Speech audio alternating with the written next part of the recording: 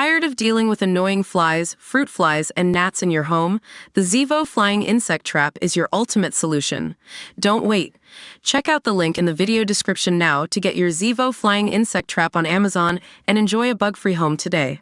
Alec Baldwin looked somber as he stepped out with Rust producer and manager Matt DelPiano for lunch in LA this week, just days before his involuntary manslaughter trial is set to begin. Baldwin, 66, is facing a maximum sentence of 18 months in prison if found guilty of manslaughter in the shooting death of cinematographer Hutchison, which took place October 21, 2021. The director of the film, Joel Souza, was also injured.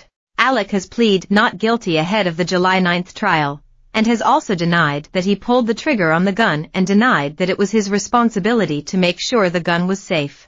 The actor wore a black top and gray suit as he was seen arriving at LAX before meeting up with DelPiano. The pair hugged one another before heading for lunch. Baldwin's trial is set to last around 2 weeks, with jury selection beginning on July 9 in Santa Fe, New Mexico. Judge Mary Marlowe Sommer sided with prosecutors in rejecting a motion to dismiss Baldwin's case last month after dismissing a previous motion in May. Defense attorneys had argued that the gun in the fatal shooting was heavily damaged during FBI forensic testing before it could be examined for possible modifications or problems that might exonerate the actor-producer. The ruling removes one of the last hurdles before prosecutors can bring the case to trial, with jury selection scheduled for July 9 in Santa Fe. Attorneys plan to call on testimony at trial from a selection of more than 60 court-approved witnesses. They include film director Souza, who was wounded in the shooting, as well as assistant director Dave Halls.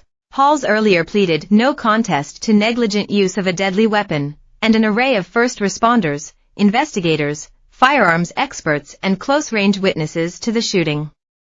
Baldwin isn't listed but has the right to testify at his own trial. During a rehearsal on the set of the Western film Rust in 2021, Baldwin pointed a gun at cinematographer Hutchison when the revolver went off, killing her and injuring director Souza as the bullet became lodged in his shoulder.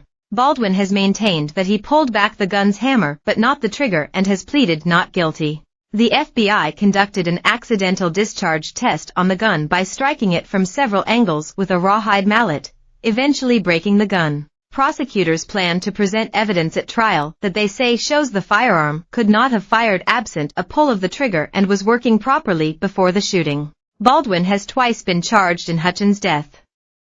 Prosecutors dismissed an earlier charge, then refiled it after receiving a new analysis of the revolver that Baldwin pointed at Hutchison.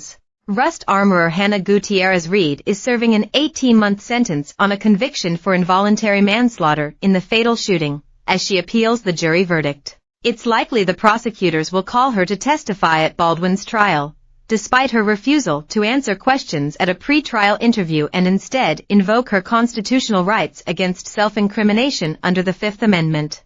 A judge refused a request to compel her testimony by providing immunity. Marlowe Sommer said that destruction of internal components of the firearm is not highly prejudicial to a fair trial and that Baldwin's legal team failed to demonstrate bad faith by investigators. While Baldwin contends that an unaltered firearm is critical to his case, other evidence concerning the functionality of the firearm on October 21, 2021, weighs against the defendant's assertions, the judge wrote.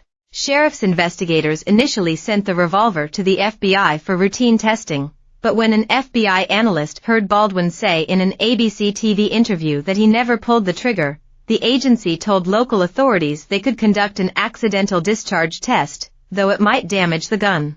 The FBI was told by a team of investigators to go ahead and tested the revolver by striking it from several angles with a rawhide mallet. One of those strikes fractured the gun's firing and safety mechanisms. Defense attorneys say that the outrageous decision to move forward with testing may have destroyed exculpatory evidence. Prosecutors said it was unfortunate the gun broke, but it wasn't destroyed and the parts are still available. They say Baldwin's attorneys still have the ability to defend Th.